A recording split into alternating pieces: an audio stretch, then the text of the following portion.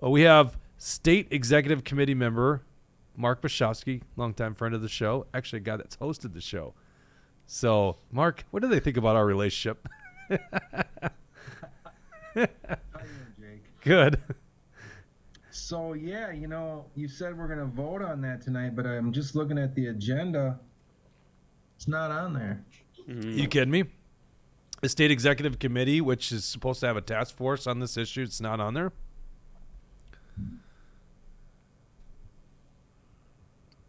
No, I mean, what am I misunderstanding? This was supposed to be a committee that stood up to determine which delegates to reinstate. That was decided in an emergency meeting a little over a week ago, Tuesday, right? Yeah, but, even myself being on the State Executive Committee, I don't have a clue who's on the task force. I don't know what's been done. I don't know what they're doing. I have no clue. I'm sure there'll be a motion made tonight. I don't know what's going to happen tonight, but it needs to be addressed. I mean, we need to know. And I ran on transparency, so I'm going to be transparent. Yeah, that. Let's get to that first, okay? David Hann called people like you dishonorable. This is a leaked audio. I'm sure I sent it to you, Mark. Mark and I have known each other for many years. We met when he started the Stop Vaccine Mandate rallies. Started actually in Stillwater, as we live, 2 miles away from each other.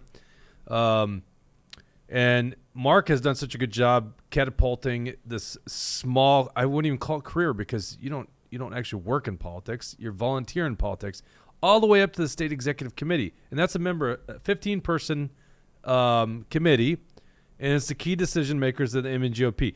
I'm sure they hated the fact that you got appointed to that committee, but the people wanted you, right, from Congressional District 4. So David Hann gets confronted by Eric Mortensen at a convention, and Mortensen's asking him, tell us more about who's going to be on this task force, and he won't answer to Mortensen, who's actually a state central delegate. He says, I don't have to answer to anyone. I don't even know if he thinks he has to answer to you guys. And apparently it's not on the agenda tonight. But he calls you and others dishonorable because you talk to us, you talk to other people, so the information on what's going on with these hundreds of grassroots delegates gets out there. Otherwise, if it was up to David Hann, it's the gulag, right? Or it's the KGB. We're not going to let anyone know what the hell's going on in the Republican Party. We're not going to let people know the status of these delegates. What am I getting wrong on this one, Mark? Nothing. You're not getting anything wrong. I don't understand what the secret is. This should all be out in the open. This process should be open. What we're doing is disenfranchising hundreds and hundreds of people who, and the trickle out effect of that is people are going to leave the party. If they do this to people, we're not going to win in 2024. They'll keep their little donor class. They'll move to the center and go pro-choice or whatever it is they want to do. I don't know what they want to do, but what they're doing makes no sense. And we need to be transparent. I'm going to do everything I can to make sure this process is transparent and open. If we're going to strategize about politics and how we're going to be Democrats, yeah, sure, that needs to be kept secret. This does not need to be kept secret. Mm-hmm. So I don't know how much we want to get into things here, Mark. How much time do I have with you? Maybe 10 minutes. Okay, 10 15. minutes. All right. One issue I want to get taken care of. Okay. Otter Tail County is kind of run by this establishment force. I don't know. Let's get into that. Yeah, okay. I don't know these people well. Tommy Merickel, it looks like his wife is very active. His son, Harry, were very active. I don't know these guys, okay? I know of them. I know they support the Rhino establishment, the Jobs Coalition, stuff like that, which spends money against endorsed candidates. They're getting their ass whooped, okay, right? There's now state legislators talking out against what these guys are doing, right? It seems very evident to anyone that's paying attention that these guys want to disenfranchise the voters that showed up at caucus. It seems very evident to almost anyone that's paying attention. Well, they've been contacting members of the state executive committee and what just came, you were telling me about something this morning about them not, or was the wife not realizing you were actually an endorsed candidate? How did this thing go? So, yeah, it was actually, I talked to Mr. Backer, the representative, and Okay. He wanted to find out that he wanted to hear from me that, yes, I was the endorsed candidate. But So I don't know if we can clarify, but is Tommy Merickel, is he the director of the Jobs Coalition? I know he's involved. He's a major donor there, and I think he's on the board or he's the director. Do you know? Do you happen to know? Well, I could live check it. I think he's probably a board member. Go ahead. Continue what came of this. But what's interesting about that is with this Otter Tail caucus, the establishment folks wanted the incoming delegates to sign a document saying that they would support the endorsed candidate, or they couldn't be involved if they weren't going to sign this. But what's funny is the people making them sign this are the same people that spent $35,000 against me, the endorsed candidate, and tried to take me out in a primary. Now, how ironic and how hypocritical are these people? Yeah, we got Napkin Nate with the Rumble Rant. Great to see William back, misses debates with Jesse, but he only put $5 on it, so I don't know how much he really. So is that? Just kidding. Would I be debating the what would he call that, a statue with the Jesse hat today? You might actually be able to win that one. Oh, well, I usually do, so I wouldn't worry about it. I usually win those. I'm trying to find just Tommy Merickel's thing. I can find something on Tommy Merickel will serve as chairman of the development committee. Okay, so it says he's so development committee. So he's on the here. I'm going to put this link into the show notes here real quick. Dawson. Jeff Backer told me that Tommy Merickel is like the director of the Jobs Coalition. Like, his hands are all over it. I don't know exactly what the title is. Yeah. I mean, it's nice to get their actual positions here, but you're right. He's pretty much the mover and shaker. If he's the development, he's a big stakeholder. He's trying to get the fundraising going for the organization. Well, essentially, there you go. That he's fundraising to work against guys like you, the endorsed candidates. Mm-hmm. This is so here we go. This is from the Jobs Coalition, and then if you scroll down to the second paragraph, it says Tommy Merickel will serve as the chairman of the development committee. Okay, so he's a mover and shaker inside the Jobs Coalition. So these guys spend money, and it was 4 endorsed candidates, if I remember right, that they spent it against. It was actually Mortensen wasn't endorsed. That was open. No one got endorsed in that. He was race. Endorsed last time. Well, not until after the primary. No, not until after the primary. But he was an incumbent. 2022, I think Mortensen was endorsed. Well, yeah, 2018, and I'm sure the Jobs Coalition spent money against him that year. In 2018, he was endorsed. He wasn't endorsed in 2020 or 2022, but come 2022, he was the incumbent candidate or the incumbent representative, which these guys create a big fuss about. Oh, we have to protect our incumbents. Yeah, but their talking point is they're not Republicans because they were in the Newhouse Republican caucus. Right. They spent money against Mike Weiner too. I was gonna say Mike Weiner, and wasn't Pam Aldendorf endorsed, or was that open as well? That was open. Okay, so Mike Weiner and you for sure, at the very least, and then of course all 4 being probably the more conservative choice. So there you go. This guy wants people to sign a pledge to only support the endorsed candidates when he goes around and fines funders to actually work against the endorsed candidate. So how did that conversation go with Jeff Becker? It was fine. I just told him the facts. I had 82% of the votes. It was an overwhelming decision by the people. And yeah, they not only lied about me, you saw those flyers they were putting out that I'm for vaccine mandates. I mean, are you shitting me? Yeah. To stop the mandate. I mean, they will lie about you. I mean, it's so hypocritical that, he's probably if you talk about people going against an endorsed candidate, how much volume does $45,000 speak? Versus just forcing someone to sign a signature that they won't do it, and they're going to go and vote for an independent or a write-in candidate or something. How much damage does that do versus spending $45K against endorsed Republican candidates? It's unbelievable. It pisses me off that they can be that ignorant, or just leave that out of the conversation.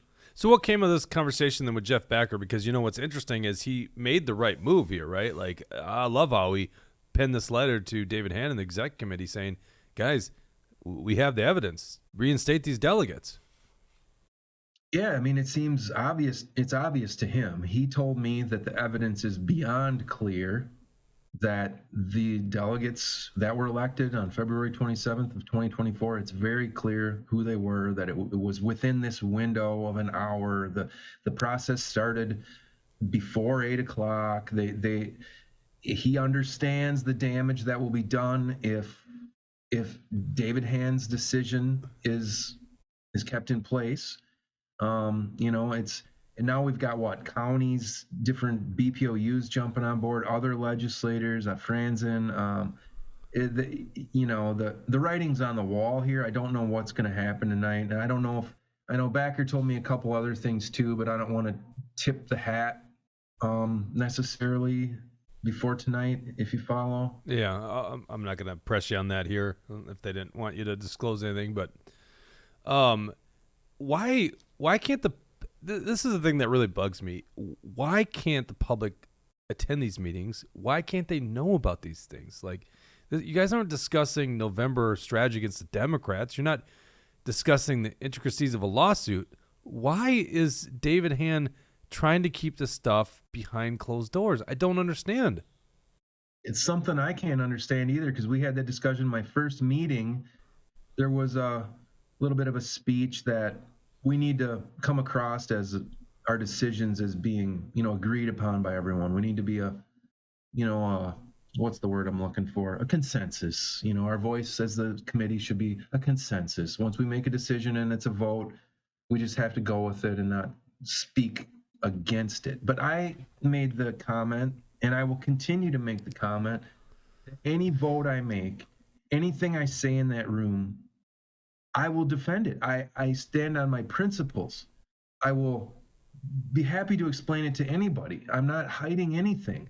There's nothing secretive about it to me. We're not discussing political strategies to beat the left.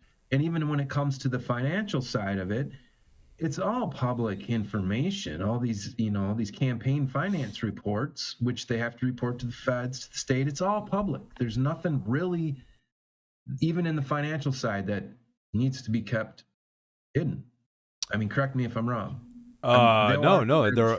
I think they only have two committees. One's a FEC regulated committee, and the other one's a CFB regulated committee.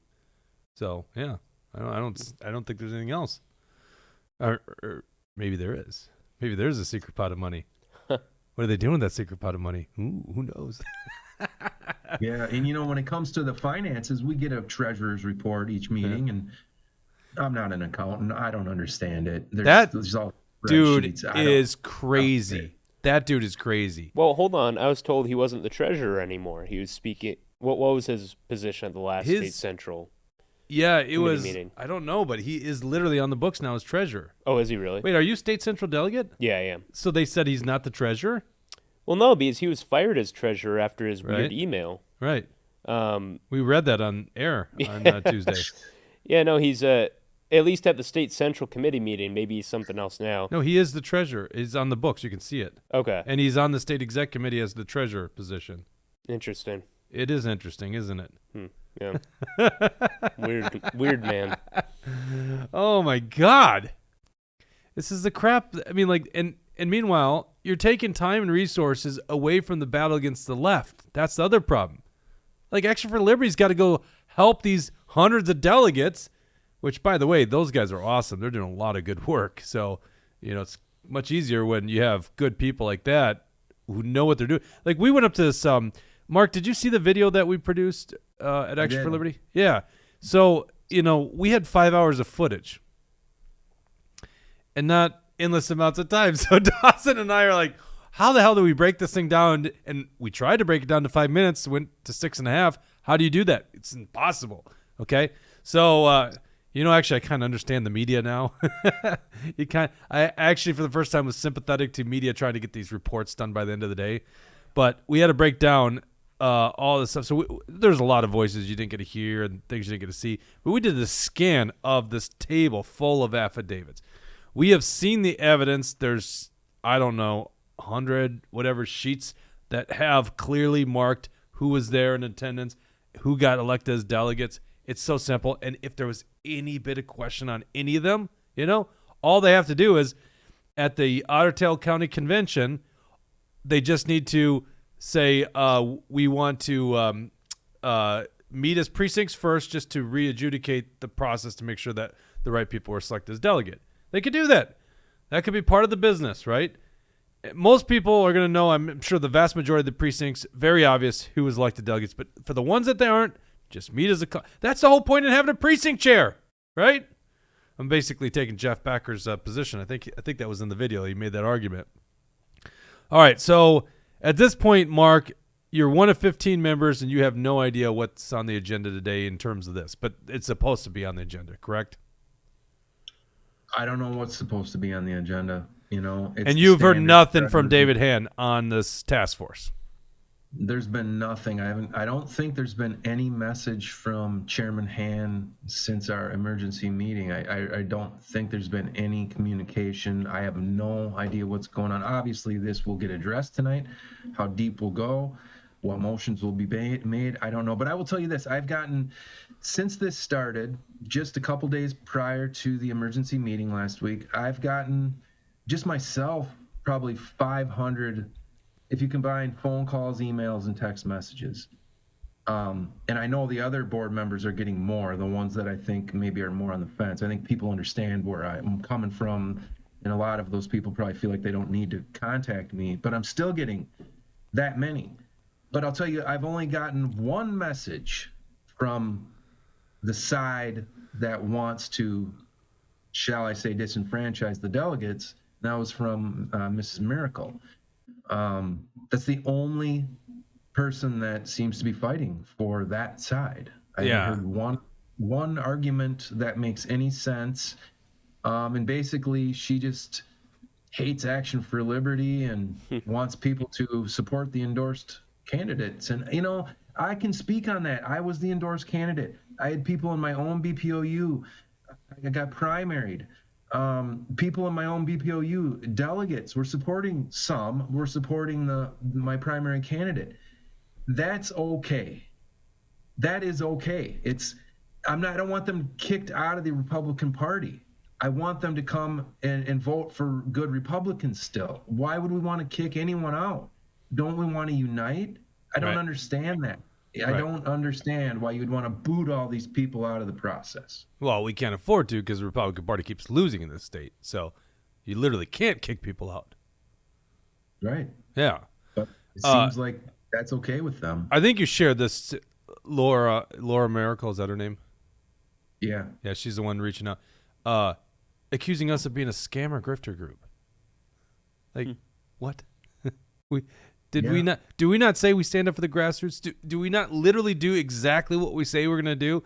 Like, this is such a ridiculous complaint about us. Like, we are probably the most honest when it comes to politics. We do exactly what we say we're going to do. Brad Ganser, number $10 Rumble rank. Getting primaried as an endorsed candidate sucks. Sorry you had to go through that, Mark.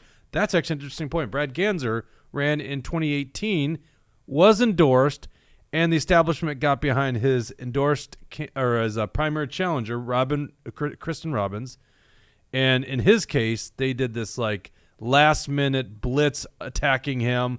In Brad's case, for a breaking and entering when he was in college, trying to steal buddy's CDs, went to the wrong apartment, stupid college prank that went around. They brought this up from 26 years ago. Sorry, I gave away your age there, Brad, but 26 years prior, they brought that up and tried to use it against him, acted like it was some felony breaking and entering. He's some criminal. Meanwhile, Brad's a decent guy, family man.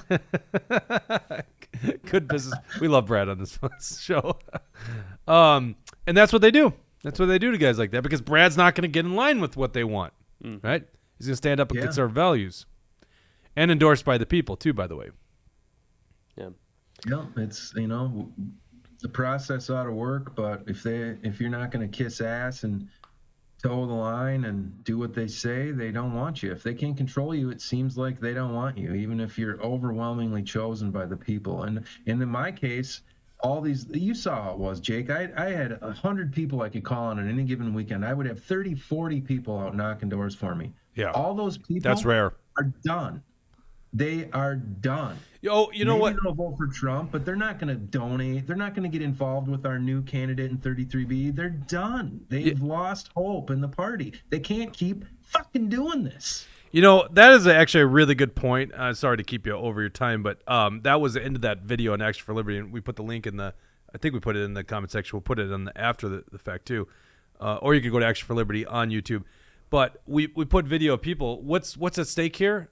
Well, literally people go, if I can't participate in the process, then I'm going to leave the process, right?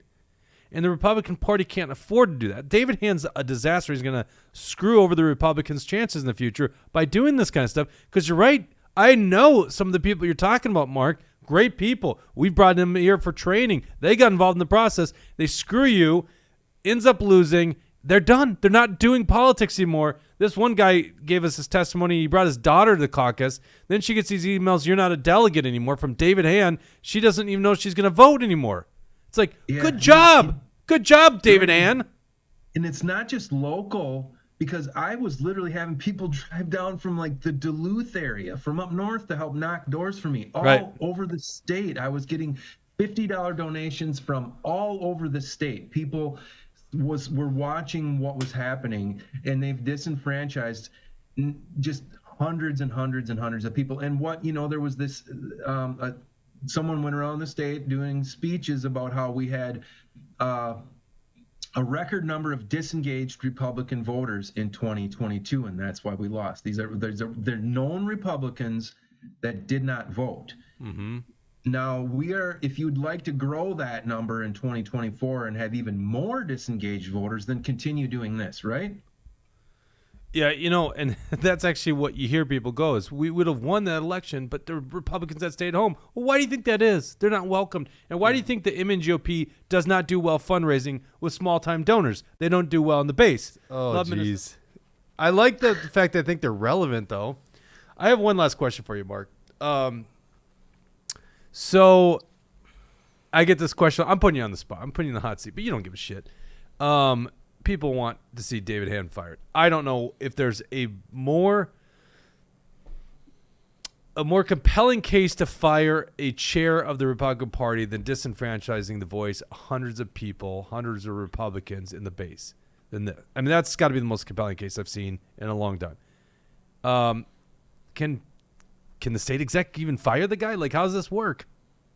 Could make a motion to either ask for his resignation or we can't remove him. We can ask for his resignation. That would take, I believe, just a majority vote, but it would still be up to him to resign. Or we could vote to remove him, and that would take a 2/3 vote of the state executive committee, and then it would go to state central. And then what that does is, so right now, state central, the big state central meeting can vote to remove the chair with a 2/3 vote. If we get a 2/3 vote on state exec prior to a state central meeting, if we get 2/3, then you only need a simple majority at state central to remove the chairman.